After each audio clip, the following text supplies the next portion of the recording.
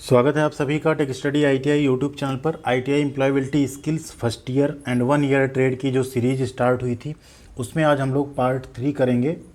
इससे पहले पार्ट 1 और पार्ट 2 कर चुके हैं जिसमें 20-20 क्वेश्चन थे एंड एक बोनस क्वेश्चन आपके लिए था।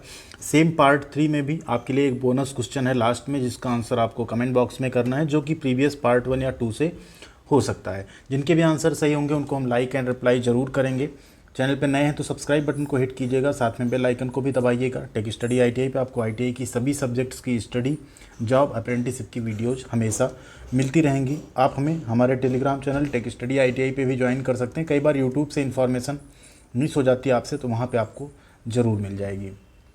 वीडियो में आगे बढ़ें उससे पहले आपसे बता दें कि वीडियो कैसी लगी कमेंट ज़रूर कीजिएगा एंड आपको और क्या चाहिए, वीडियो किस सब्जेक्ट की वीडियो चाहिए वो भी आप कमेंट कर सकते हैं। एंड लास्ट क्वेश्चन आपके लिए, उसका आंसर तो आपको करना ही है। पार्ट 1 और 2 में हम 40 क्वेश्चन तक कर चुके हैं। आज हम करेंगे 41 से स्टार्ट।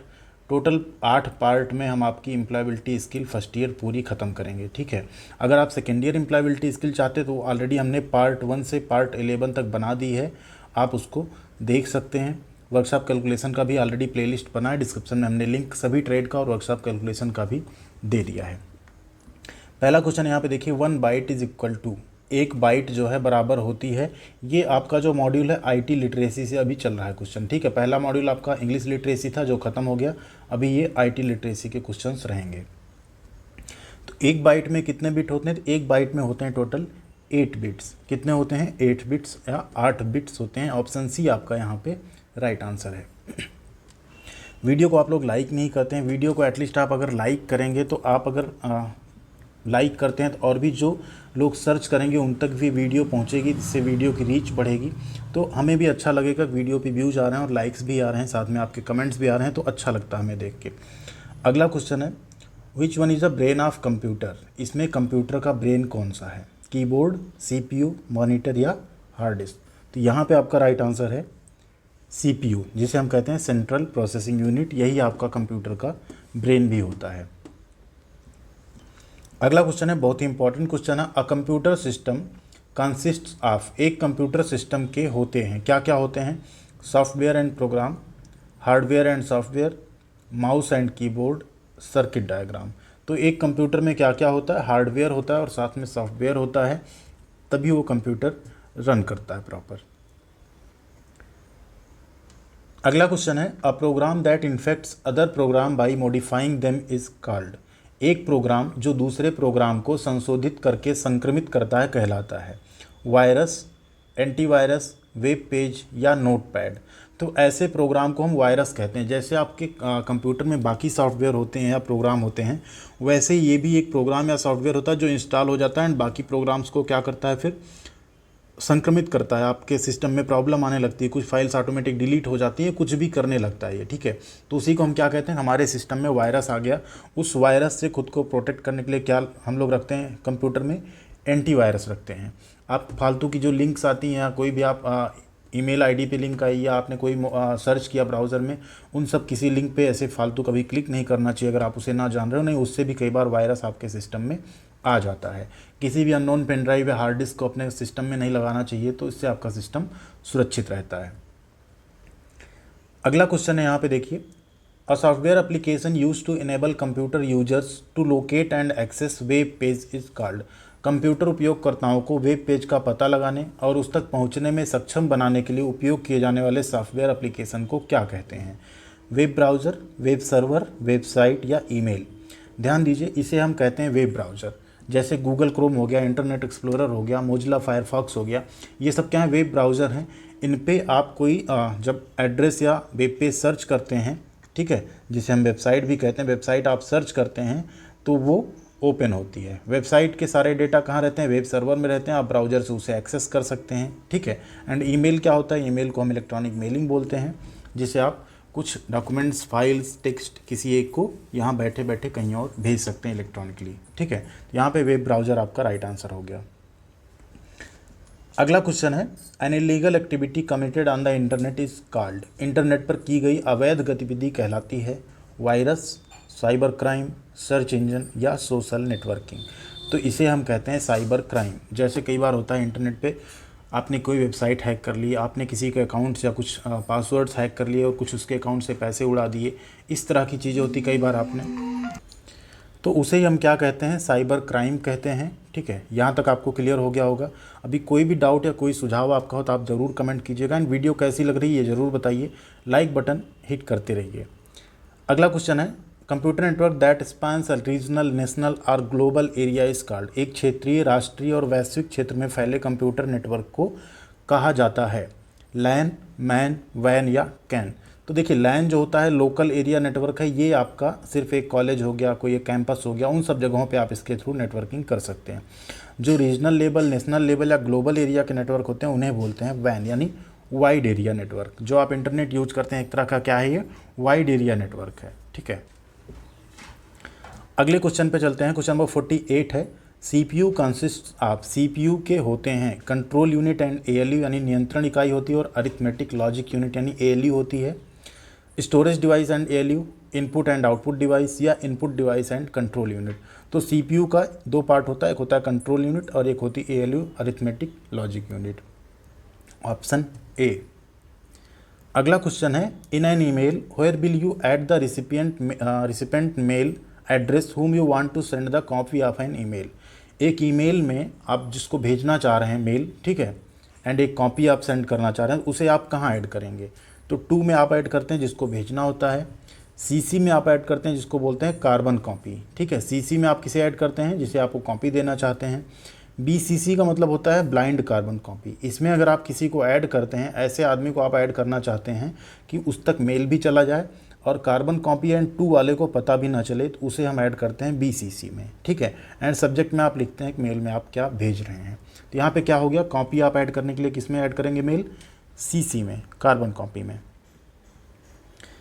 अगला क्वेश्चन है, in Excel the intersection of a row and column is called. एक एक्सेल में रो और कॉलम का जो इंटरसेक्शन है उसे क्या कहते हैं। देखिए, ये आपकी हो गई एक एक्सेल सीट, कुछ इस तरह की होती है।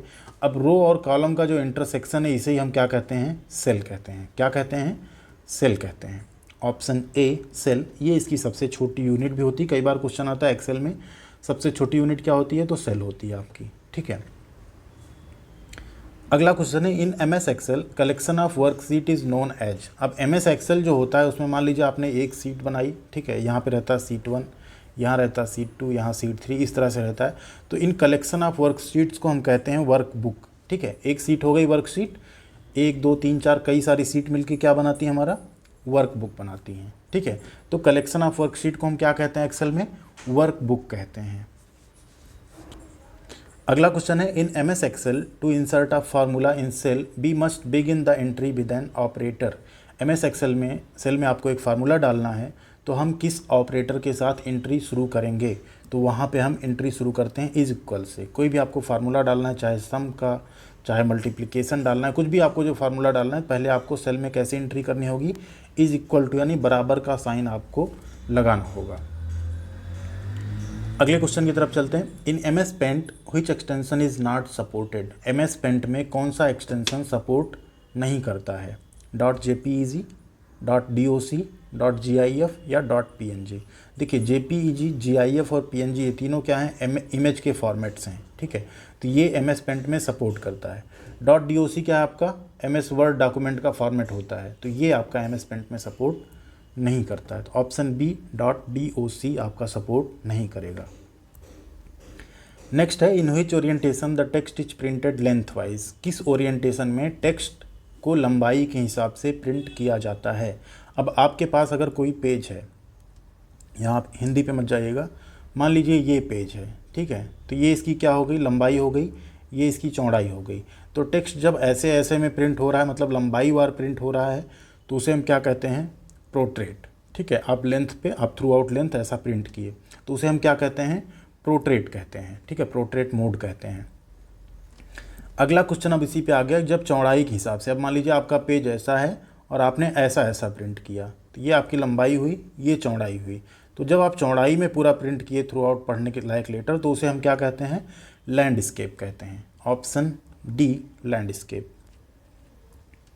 नेक्स्ट है, spreadsheets are saved with extension. देखिए, स्प्रेड शीट का मतलब क्या होता है, वही एक्सेल शीट, जो एमएस एक्सेल की सीट है उसी को हम क्या कहते हैं, स्प्रेड शीट।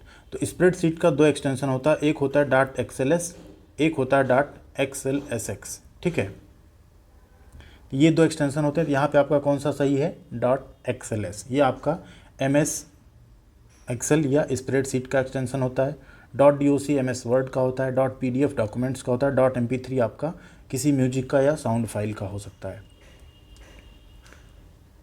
अगला क्वेश्चन है the expansion of LAN is, LAN का विस्तार क्या है। लैन का विस्तार होता है लोकल एरिया नेटवर्क। जैसा हमने बताया था कोई कॉलेज कैंपस हुआ, कुछ हुआ, वहाँ पे अगर एक नेटवर्क का बैठाया गया जाल तो उसे हम कहते हैं लोकल एरिया नेटवर्क। अगला क्वेश्चन है 58 the expansion of ROM is, ROM, ROM का विस्तार बताना है आपको। तो रोम का विस्तार क्या होता है, रीड ओनली मेमोरी। क्या होता है, read only memory. Option D आपका यहाँ, ऑप्शन बी आपका यहाँ पे सही है, ठीक है। उसी जहाँ अगर रैम होता तो उसका क्या होता है, रैंडम एक्सेस मेमोरी, ठीक है, रैंडम एक्सेस मेमोरी। अगला क्वेश्चन है द एक्सपेंशन ऑफ WAN, यानी WAN का विस्तार आपको बताना। WAN का विस्तार क्या है, wide area network. Option C wide area network आपका यहाँ पे राइट आंसर होगा। नेक्स्ट है what does ASAP stands for in SMS language. तो SMS में जो ASAP आप शॉर्टकट लिखते हैं उसका फुल फॉर्म आपको बताना है क्या होता है, उसका मीनिंग क्या होता है। उसका मीनिंग होता है एज सून एज पॉसिबल, मतलब जितनी जल्दी हो सके उतनी जल्दी। जैसे आप बोलते हैं ना ASAP, रिप्लाई चाहिए आपको तुरंत, तो जितनी जल्दी हो सके उतनी जल्दी आप रिप्लाई करो, उसको हम शॉर्टकट में क्या लिखते हैं, ASAP। ऐसे आपने सुना होगा FYE लिखते हैं, FYI लिखते हैं। FYI का होता है फॉर योर इन्फॉर्मेशन, ठीक है। तो यहाँ पे आपका राइट आंसर क्या हो गया, option C as soon as possible. आ गई आपकी बारी, बोनस क्वेश्चन आपके लिए आ गया। बहुत ही सिंपल क्वेश्चन है, देखते हैं कितने लोगों का सही आंसर आता है इसमें।